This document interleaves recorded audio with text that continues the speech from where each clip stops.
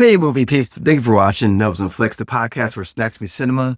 And we talk from everything from buttery popcorn to box office buzz. I'm your host, Jeff Fried. Hit that like button so we get more eyes on the video. And if you're not a subscriber yet, make sure you subscribe so you get notifications when we upload new content on the channel.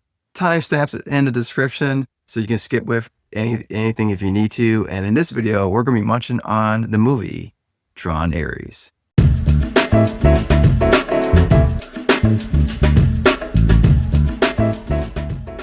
Tron Ares, the third installment in the Tron franchise, follows a highly intelligent program named Ares, who's played by Jared Leto, who is sent from the digital world, known as the Grid, into the real world on a dangerous mission, marking humankind's first encounter with AI beings. So I'm not the biggest Tron fan, but I did like the original film. I always felt like that a special place in my heart because when that came out when I was a kid. And that movie was just so captivating because the visuals at that time was just absolutely stunning. It just didn't have nothing like that during that time. Plus the soundtrack for the film was great. Legacy comes out and I was very interested to see what they were going to do, continue the story of the film. And of course they had Daft Punk. Daft Punk's one of my favorite artists. Unfortunately, they split. But when they came out and said that they were going to do the soundtrack, I was very super excited. I felt like it was a perfect match for Tron.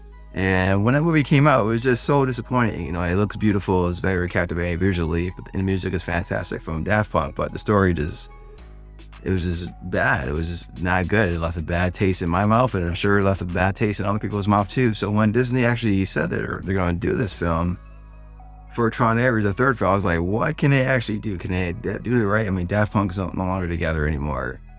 Last time they tried to do something, it was very disappointing how the story was. When I was at CinemaCon, they kind of showed what they were trying to do with this film. And it really piqued my interest. Is one, they showed that the programs actually were going to leave the grid and come to our world. They kind of teased that legacy. So I thought that was a good idea that they actually did that.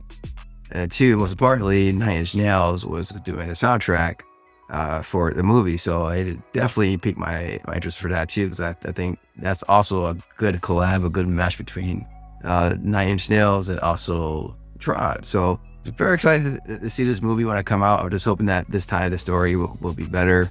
So if you never watched our videos before, I actually break it down into 3 segments, and that's the good, the bad, and the final verdict. So let's start getting into it. Let's talk about Tron. The good. So the good about this film is exactly why you're coming to see a Tron movie, and that's the visual effects, the visuals, the sound design, the soundtrack, the action pieces. They get it all right here. I'm happy that they were able to meet the expectations I think Tron fans will be happy with.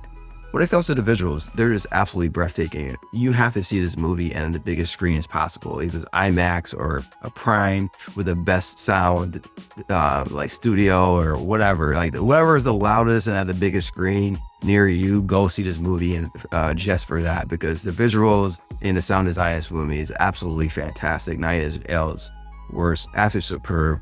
But when it comes to everything, how the movie look, I like how the creative that they got in this film. It didn't matter if they were in a grid or they were out in the real world. I thought they did an amazing job with flaws at times, and you just like jaw dropping, like, man, this looks beautiful. I can't believe that they actually made this.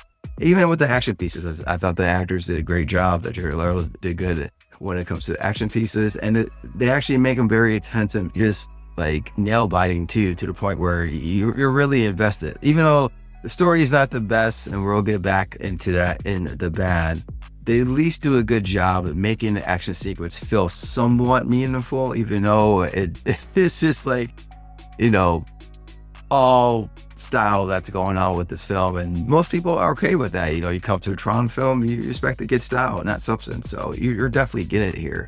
But when it comes to like the action pieces, everything that they did, I thought they were very creative. Some of the stuff they were doing and how they use the technology, how they use the AI, trying to figure out what to do in certain situations in order to achieve their mission. So I thought they did an amazing job with that. And of course, 9 Inch Nails, what can you say? They're a fantastic group.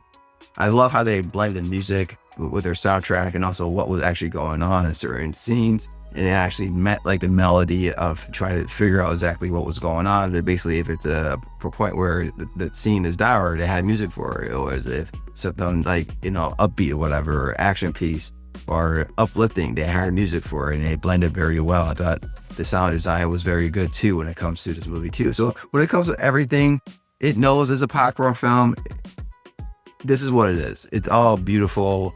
The film knew what it was doing, and that was just to make sure that it kept the expectations up high to where you expect this movie to be when it comes to all the visuals and the sound design. They did a great job. And some of the cast was good. And I have to say, Jared Leto played Ares very well. He's playing an AI program. He played him like you should play on an AI program. It's basically someone with no emotion, no feelings, and then he started having a little bit of emotion, a little bit of feelings. He starts very monotone. And towards the end of the film, he's showing he's not completely all in his feelings at all. He's not. No, that would have been, people would have been all over him. But I saw some people complain that doesn't have enough emotion. It's like, he's playing a program. He's playing the AI program. Why would he have any emotions? He's learning, about feelings and emotions, stuff like that. So I think he did a great job. Hopefully you guys don't beat him up too much, but I think he did a decent job playing Ares in his film. And I like to see what they do with them, where he gradually feels more about feelings and emotions. Let's see what they do in the future films if they do that. But I thought he did a decent job. Someone who just absolutely stole the show sometimes in this film is Jodie Turner-Smith, as she plays AI program Anita. And I thought she was absolutely menacing at some times, where you just feel like whoever she was going after was going to get their butts handed to her. Like, she didn't play. She was kick everybody's butt. And she had one objective: complete her mission. And she did not care what she had to do in order to complete her mission. And just every time she's on screen, she just like soaks up all the energy towards her, because it's just how she is acting, where you look at her eyes. Her voice is straight monotone, robotic, but their eyes say everything. And I thought the way that she played this character was absolutely phenomenal. And she's probably one of the better characters of this film, because just the way that she played her, she was so captivating and so menacing at the same time. And you just feared every time she came on screen that something bad was going to happen. And sometimes it did happen. So the bad about the film, and it's really not surprising, and that's the story of the film. And it's very disappointing what they did, because they introduced something that was so fits what's going on in today's world, talking about AI. How much do we rely on it? How much we don't rely on it? What happens if the programs come out of the grid into our world? How, the things they were introducing, the things they're trying to explain in the beginning of the film was very intriguing. And I just felt like they just focused way too much on style and on the action pieces and everything else when it comes to the movie, rather than building up the story, building up the characters. So when these things do happen, we get these beautiful visuals with action pieces and everything, it has more weight to it, to where you're more heavily invested. And I can see non-Tron viewers being very frustrated and get disappointed, because what they're doing is they introduce you to something and then they go away from it, because they want to show you all this great stuff that they did with the film when it comes to visually and the music and the action and all that stuff, which is fine. But they just go there too heavy, to where they just forget about the story, and if you're just there watching visual stuff on screen, which is not bad because it's beautiful, but it has no meaning to it because there's no story really behind it. They also introduced a rule in this movie too, about the progress coming out into the real world, and they just completely turn off your common sense, because they just tell you straight up, don't use common sense. It is what it is. You're here for see spectacle. It's a popcorn film. Just enjoy it. And it just gets to the point sometimes where they break their rules so often, to the point where it's this does not even make sense. Even if you are breaking a rule, break it to where it's okay, you break a rule a little bit here, blah, blah. It's bending. These guys are snapping their own rule, to the point where you're why do you keep on doing the same thing over again? Stop breaking your own rule. It would just keep frustrating when it comes to the story. Like I said before, everything else looks great. And I feel like everything when it comes to that, to the action pieces, when it comes to the visual effects, when it comes to sound design, everything that we're doing when it comes to creative art would have worked better if we had the characters and the story behind it, to where it had more weight, and they just completely missed out on that. Again, and the human characters like Greta Lee's character, Eve Kim, and also Evan Peters' character, Julian Dillinger. I just felt like if you're going to have human characters of a movie that's all about AI, programming, and all that stuff, at least the human characters have some kind of emotion. This is the first time ever I see Greta Lee have some issues like drawing out more out of a shadow character. She's played shadow characters before and was able to bring life into that character.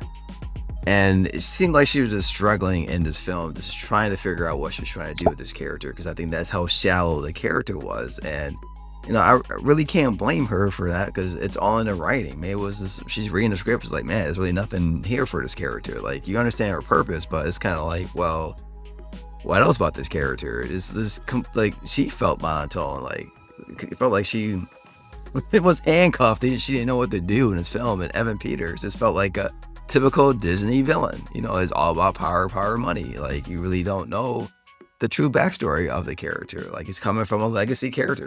He's Ed Dillinger's grandson. Should we have some more information of what's going on when it comes to him? Like, why he's doing what he's doing is just seems like he just want more power, more money. Like, okay, why is he doing this? Why do you think this is going to work? Why is he trying to make money off this AI program to make weapons and all that stuff? Like I said, the things that they were introducing in this film was very interesting. Like, when it comes to AI, how we should use AI, how we should not use AI.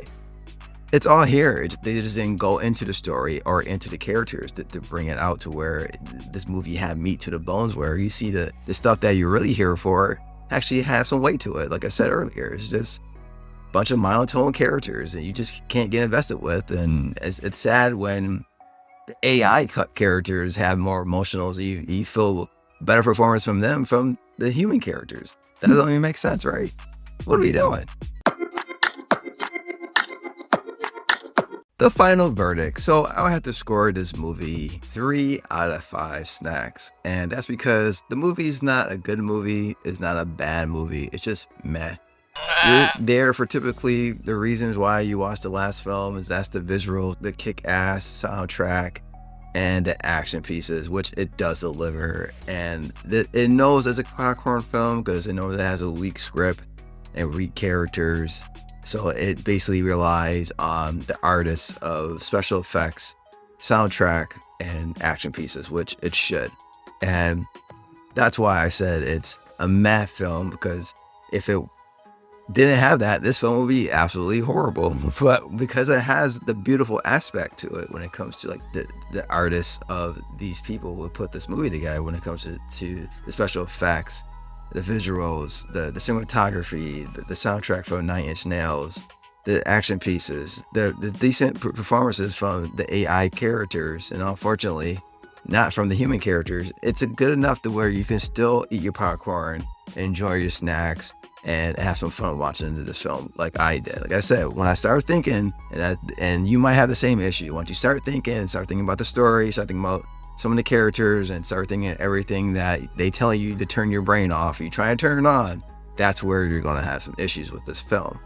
And unfortunately, you know, this is the third time they're doing this, and I just feel like they care more about spectacle rather than substance of the story. And I think if they actually put more effort towards the stories of these films will be completely epic and be the big franchise that Disney is looking for. But unfortunately, they don't do that. This also is a mid-credit scene as well, so make sure you stay around and watch that too. That does push along and possibly give us hints of possibly another film, so definitely don't walk out of theater too early, and check that out. But yeah, that's how I feel about this film. What do you guys think about this film? Are you going to see this film? And if so, if you saw it already, do you agree or disagree with what I said? Let me know in the comment sections below. And also, I'll be doing some more videos this week. I will be doing a review for Roofman and possibly some news weekly as well, because a lot of news has been popping out the last couple of days. And then on Tuesday, you can look for my out of the theater reaction to Good Fortune. I'll be seeing that movie as well. But till then, thank you for watching. I really appreciate the time for you watching this video. Please like and subscribe to the channel. And until next time, keep munching, keep watching, and keep it real. And I'll see you next time. Take care and goodbye.